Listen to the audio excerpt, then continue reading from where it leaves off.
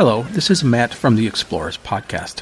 I want to invite you to join me on the voyages and journeys of the most famous explorers in the history of the world. At the Explorers Podcast, we plunge into jungles and deserts, across mighty oceans and frigid ice caps, over and to the top of great mountains, and even into outer space. These are the thrilling and captivating stories of Magellan, Shackleton, Lewis and Clark, and so many other famous and not so famous adventurers from throughout history. So come give us a listen. We'd love to have you. Go to explorerspodcast.com or just look us up on your podcast app. That's the Explorers Podcast. To History of the Second World War, Episode 37, The Spanish Civil War, Part 2, The Coup of July 1936. This week, a big thank you goes out to Paul, Stephen, Daniel, and Timothy, who have chosen to support this podcast on Patreon, where they now get access to special ad-free versions of all of these episodes, plus special Patreon-only episodes released once a month. If that sounds interesting to you, head on over to historyofthesecondworldwar.com/members to find out more information. The event which would precipitate the Spanish Civil War was the failed coup launched by the military in July 1936. Calling it a failed coup seems odd when the outcome of the eventual civil war was a victory for those who had launched the coup. However, the objective of the coup was to quickly overthrow the government, not to get embroiled in a military conflict which would last for years. It only turned into a civil war because the coup both failed to overthrow the government and the government failed to suppress the coup during the critical first few days of its existence. This allowed those participating in the coup to solidify their positions and gain greater support. In retrospect, the first 48 hours of the coup would be two of the most important days of the Civil War, because it would decide who would control several areas of Spain. What would develop was a divided Spain, with many of the most important cities still under control of those loyal to the Republic, while several areas of northwestern and southern Spain would be under the control of the military, along with the entirety of Spanish Morocco. Today we will discuss these early moments of the coup and why the generals would both fail and succeed during them. But first we need to do just a quick overview of the various political groups that would participate in the Civil War, because as with all civil wars, the political component of the conflict would be incredibly important. This was even more important than usual on the side of the Republic, because it was made up of many different and often incompatible political philosophies which would cause innumerable problems in the years after 1936. While the Republic was most obviously supported by a diverse set of political groups, the coup would be as well, with the Falange, the Church, Carlists, and the military all having different, although largely compatible beliefs. The Falange Española, or the Spanish Phalanx, would turn into the coup's most ardent and fanatical supporters.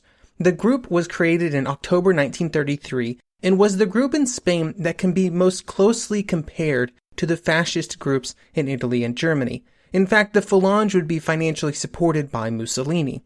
However, there were some important differences in the two political ideologies. They were far more conservative than the other fascist parties in Europe, and while they had that revolutionary rhetoric, it was always grounded in a very specific view of what the result of that revolution should be, and it was a view that was really uniquely Spanish. One of the key areas that the Falange differed from all these other fascist groups was that instead of largely rejecting religion like they would, the Falange embraced it as a critical part of what it was to be Spanish. They called back to the authoritarian Catholicism of the Spanish Empire as their inspiration. Another group was the Carlist. They were far more traditional conservatives in nature, with their greatest concern being a possible Marxist takeover of Spain. Like the Falange, they saw Catholicism as a key part of the Spanish identity and a key part of what Spanish society should be. These groups, along with the military and the Catholic Church, would make up the coalition of the rebellion, and while they had their differences, they would largely unite during the early stages of the war. Later during the conflict, actions would be taken to ensure that unity was solid until the conflict was over. If unity was found within the rebellion, within the Republic the story was very different. At the core were the Republicans, those parties that strongly supported the continuation of the Republic as it had been created in 1931. These were mostly various liberal and socialist parties that had joined together during 1936 to form the Popular Front, which had been victorious in the election. This was, however, a loose coalition that had just a few years earlier been defeated in 1933 due to their inability to work closely together. On top of the differences in political opinions, the growing Catalan and Basque nationalism, which had been growing in the previous decades, added another layer of friction between the various groups. There had been some changes during the early republic to try and help with this, like the Catalan Statute, which had been passed in September 1932, but then after the electoral losses of 1933, the devolution of power down to the Catalan leaders was put on hold. Both the Basque and Catalan nationalists would continue to advocate for a new and much more all-encompassing statute of autonomy. The most populous and powerful group within the Popular Front was the PSOE, or the Spanish Socialist Party, led by Francisco Caballero. As we discussed last episode, Caballero had become quite radicalized during the 1920s and 30s, which would cause the communist press from around Europe to dub him the Spanish Lenin. The Spanish Communist Party was much smaller than the Socialists, receiving just 20% of the Cortes seats when compared to the Socialist Party. However, that support was growing rapidly. During the 1933 election, they barely registered at the national stage, but by 1936, they were an important force within the Popular Front and would be a critical part of the Republican effort during the war. Another major component of the Republic-aligned forces was provided by the very powerful and populous anarchists. A few items to get out of the way about the anarchists which are related to the last episode.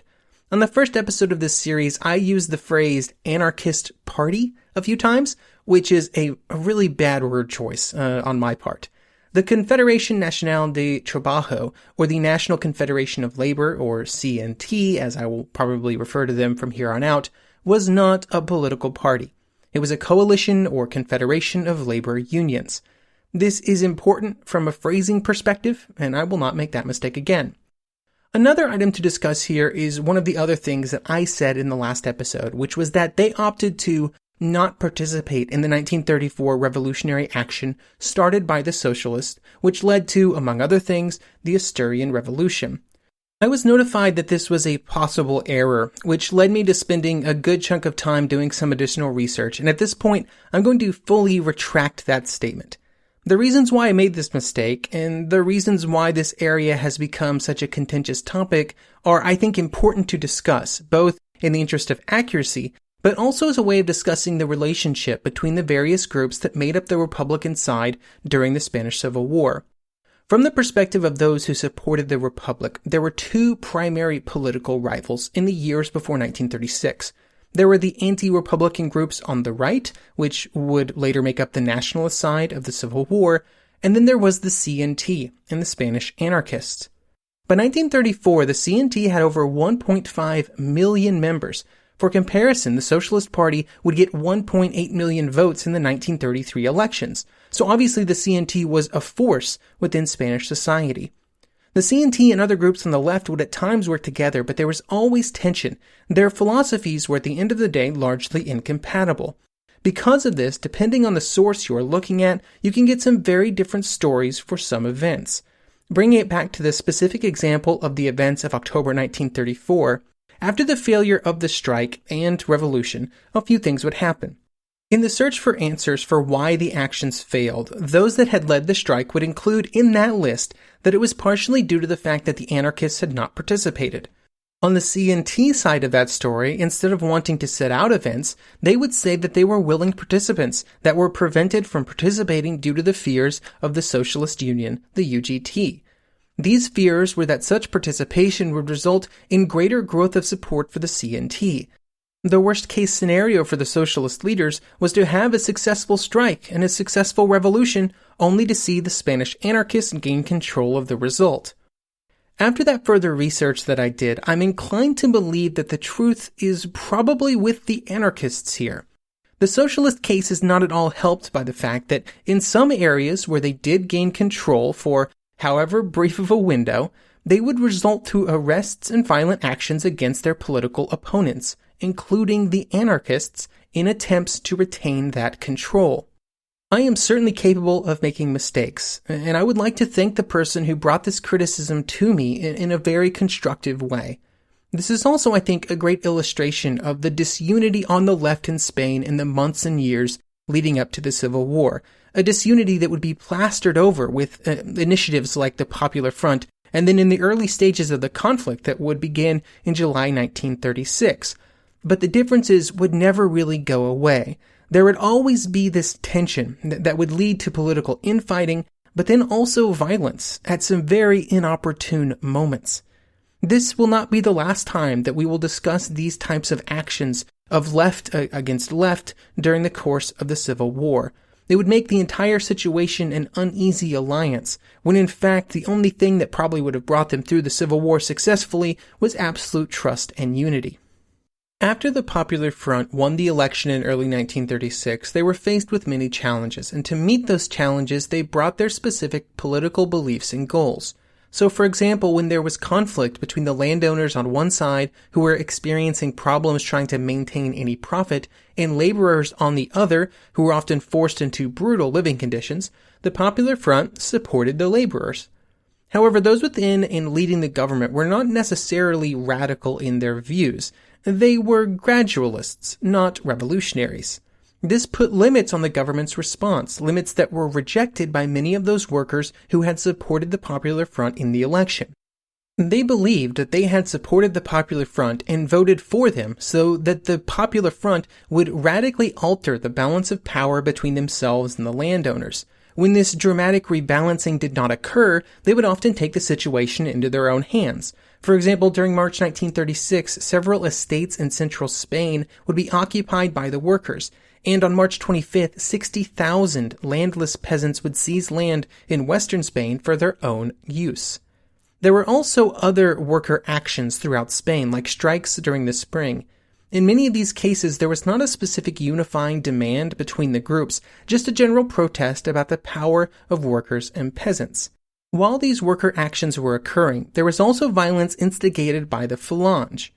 During protests in Madrid in April, members of the Falange would open fire on workers, killing 3. Various assassination attempts were also made, some of which were successful, like when a judge was killed after having sentenced some Falangists to 30 years in prison for murder. In response to this violence, the socialist group, the Motorizada, was created with the goal of meeting violence with violence. At the top, the socialist leaders remained divided. Caballero and others would openly call for revolution and violence, while Prieto and those who supported him warned that such actions would simply push more of Spanish centrists away from the left. These varying views of the correct response to what had at first been somewhat spontaneous violence and strikes, but was soon far more organized, had the effect of continuously ratcheting up the tension around Spain. There were also some political decisions being made by the government, especially that related to the military, which in retrospect seem very ill-advised. For example, they had a tendency to send military officers who they saw as a threat to appointments far away from the capital. This took them away from the political center of the country, but also gave them a large amount of autonomy, like when General Emilio Mola was sent to Pamplona to be military governor. This placed him in one of the core Carlist areas where support for the military was very strong. During the summer of 1936, the violence and worker actions just continued to increase in frequency and intensity. While this amplified the violence, it also made many question the ability of the government to control anything, which sent them looking for other options. Within the military, which had been supporting the Falangists and other right-wing groups, the path towards the rebellion was already being created. Not all officers were on board as quickly as others. Some would take longer to move into the mindset where open rebellion was the correct course. But the anti-communist and anti-leftist feelings of so many of the top military officers made their eventual acceptance of such an action very likely. There were, however, some within the military that would continue to pursue a different path. For example, the Union Militar Republicana Antifascista was a society within the military, kept as secret as possible, which supported the government and other leftist political groups. Many of the members of the UMRA were younger, with less overall power and control than some of the other leaders. It would be the assassination of one of the members of the UMRA, Lieutenant Jose Castillo Seria, by Falangist gunmen on July 12th, which would set in motion events that would later be claimed as the reason for the military revolt. After the murder of Castillo, Several socialist officers decided to strike back, and they would abduct Calvo Sotelo, a leading right-wing member of the Cortes, and he would be killed early the next morning on July 13th. This murder would later be claimed as the spark that started the military rebellion, which led to the Civil War. However, this is probably just used as justification for the actions of the military. The military coup had been in the planning stages for months, really since the Popular Front had won the elections, and by July the preparations were at a point where detailed orders were distributed which set a possible date for the coup to between July 10th and July 20th. While the exact sequence of events seems somewhat arbitrary looking back at it now, it was politically important as the situation would develop, and the military tried to justify their actions to any individuals or groups who may have been on the fence about who to support. The plan as set out by General Mola was that the Army of Africa would revolt at 5 a.m. on July 17th to move to control various important cities and areas. The next day, the army in Spain would do the same. These actions were staggered because success in Africa was essentially assured. The number of men and officers participating in the revolt massively outnumbered those who would remain loyal to the Republic. Then, once Morocco was under control, troops could then be transported across the Mediterranean to Andalusia. The Army of Africa was incredibly important to the overall plan because it was known to be loyal to the generals. It was not a conscript army and was instead made up of many professional soldiers, and many of the rank-and-file men were regulars or mercenary tribesmen. These were the same troops that had been used in Asturias in 1934 to put down the revolution. Many of the Moroccan troops were Riffian tribesmen that were led by Spanish officers. General Franco, commander of the Army of Africa, would reply to Mola's plan by saying, quote, "Glory to the heroic Army of Africa, Spain above everything. Accept the enthusiastic greeting of those garrisons which join you and all the other comrades in the peninsula in these historic moments. Blind faith in victory. Long live Spain with honor." In some areas of Africa, the military coup was met with violence, like in Ceuta. But the resistance was quickly brushed aside, and in many areas there was almost no resistance at all. The government in Madrid was fully aware of the events of the day by late in the evening on the 17th, and they would issue a communiqué the next morning which downplayed the severity of the events that were happening. It would state, quote, "The government states that the movement is confined to certain areas of the protectorate and that no one, absolutely no one, on the mainland has joined this absurd venture." When action started on the mainland the next morning, the best way to describe events was mass confusion. Many of the military garrisons around Spain knew what was happening. Most of them would elect to join the coup. However, the speed and organization of their response was at times lacking. To generalize the situation, there were three main paths that the plethora of small skirmishes around Spain took in the early hours and days of the coup. If the local military garrison moved to capture strategic areas and buildings quickly, and they were successful, that success often cascaded into more success as right-wing paramilitary forces were more likely to join in. If the local military garrison hesitated in its actions or were divided about the best course of action, events often went much more poorly. This could also happen if the local workers' unions and leftist militia groups were well organized. In these cases, an advance out of barracks would often end in a quick defeat, as the paramilitary forces that were so helpful in some areas were also quite weak in others, and they were in general far more likely to join a fight which was already going well. The third path that these events could take, and which was the dominant path in some areas of Spain, was a quick and decisive victory for the Republic, the workers, or the militias, depending on who was representing them at that point. On July 18th, both the CNT and the UGT, the main anarchist and socialist unions, declared a general strike, which was announced over radio. The term general strike may seem a bit odd in this context, but it was pretty much the union's way of mobilizing the men and women available to them for action of any kind. Workers moved out into the streets all over Spain, began erecting barricades, and armed themselves with weapons that had been hidden for possible use. In some areas, this went really well.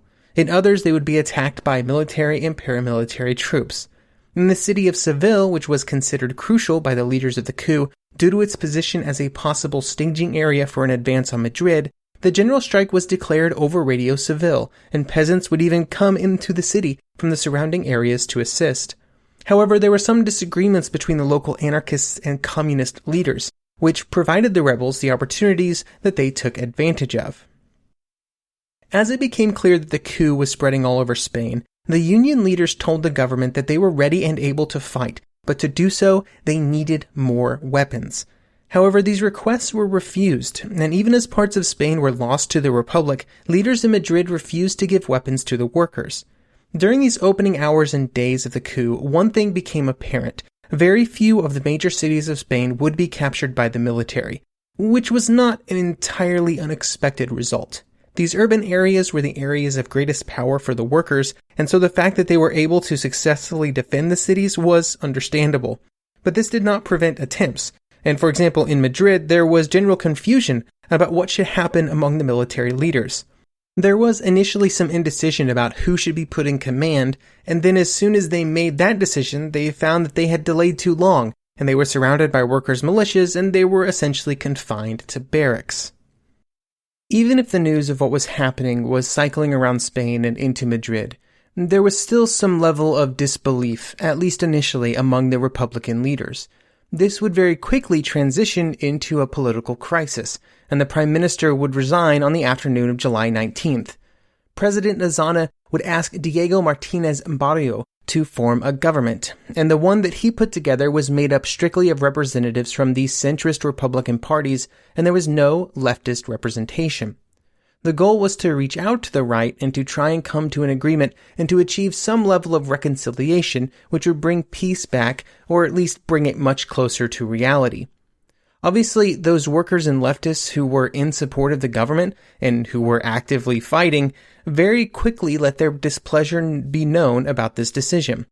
Treachery is probably the word that could be used to describe it, and if I'm being incredibly generous, I would say it was incredibly foolish. In any case, it was almost completely unworkable, and the Martínez Barrio government would fall apart very quickly, and in fact it would not last a day. Azana would then reach out to José Guerral, who would serve in the position until September.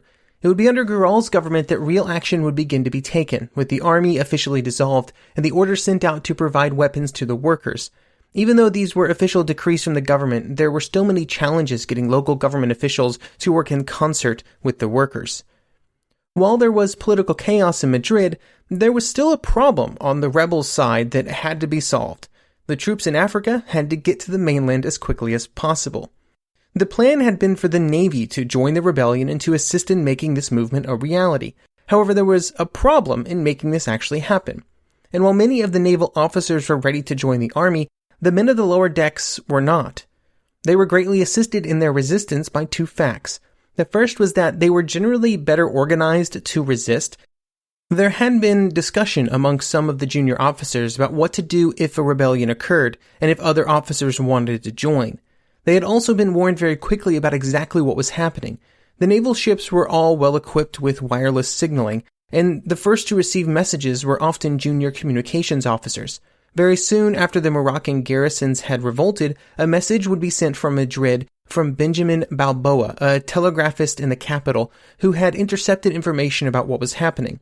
This would be sent out to the naval ships as quickly as possible, and because of this early information, many of the men aboard ship were well informed about what was happening and knew just as much as the officers who were leading them.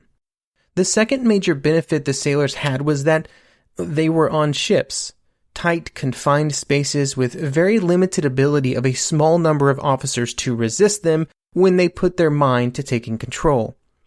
All of these factors together meant that very few of the naval ships would join the rebels, which meant a core part of the plan was no longer feasible. There was some despair among the rebels in Spain, and for good reason. They had to find some way to get more troops into Spain, but there were very limited options available to them.